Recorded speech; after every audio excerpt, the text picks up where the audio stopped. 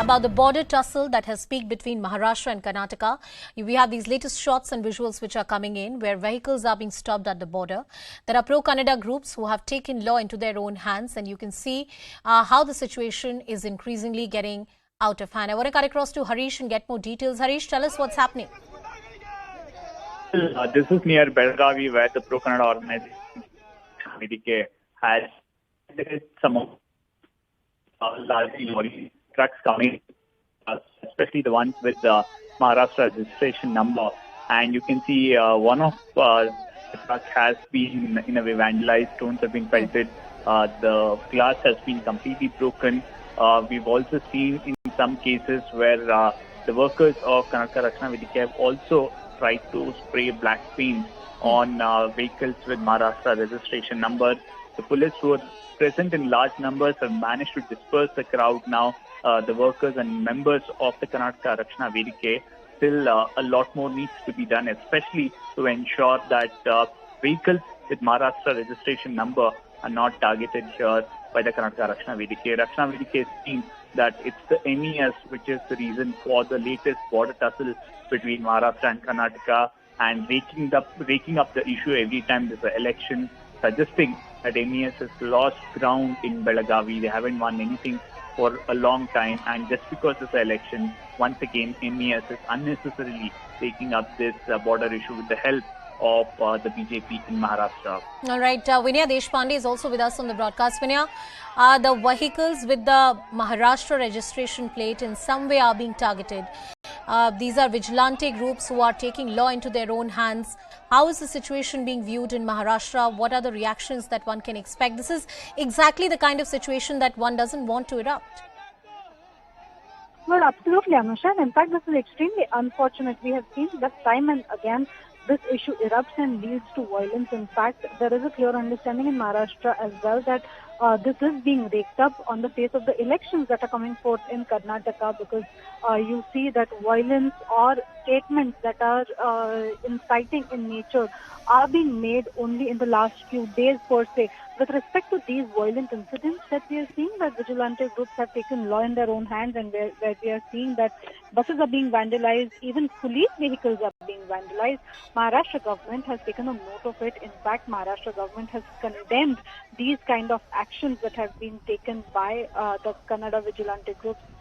And Maharashtra government is now going to demand from Karnataka Chief Minister that strict action should be taken against those who are responsible for this.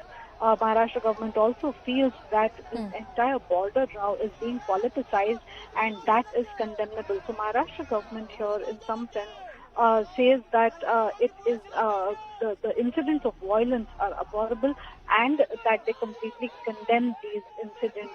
Even as the border tussle increases there, Maharashtra ministers say that they are keeping a watch on the situation and that they are going to decide their date of visit sometime soon, but they do not want the tensions to escalate further. Back to you. And they don't want the tensions to escalate, but they're escalating.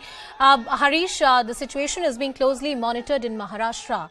If we talk about the Karnataka government, are they doing anything to control the situation? Yes, we can see the police on the ground. I also believe that there is Section 144 which has been imposed in many areas. But are there any political efforts being made to calm the temper, especially of such vigilante groups? Already we've had the government sending out an appeal asking nobody to take out a procession or reach the border outpost in any manner.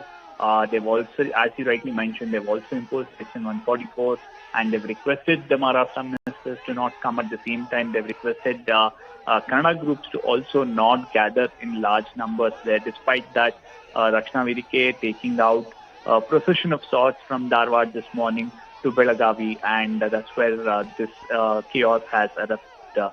At the same time, government indicating that the fact that over the last 10 days or so, we've seen multiple incidents in Aurangabad, in areas close to Belagavi on the Maharashtra side, vehicles including the Karnataka State Road Transport Corporation buses being targeted is something that was condemned by Karnataka. It had in fact written to the Home Secretary of Maharashtra to ensure that these vehicles and property Kannadigas in Maharashtra is protected. Perhaps it's time now for the state government of Karnataka also to ensure that it walks the talks and ensures the same here on this side of the border.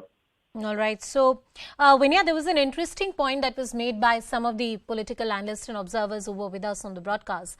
That interestingly, BJP is in power in both the states. In the state of Karnataka, it's the BJP government. And in the state of Maharashtra, they're also in coalition. So, they are in power in both the states.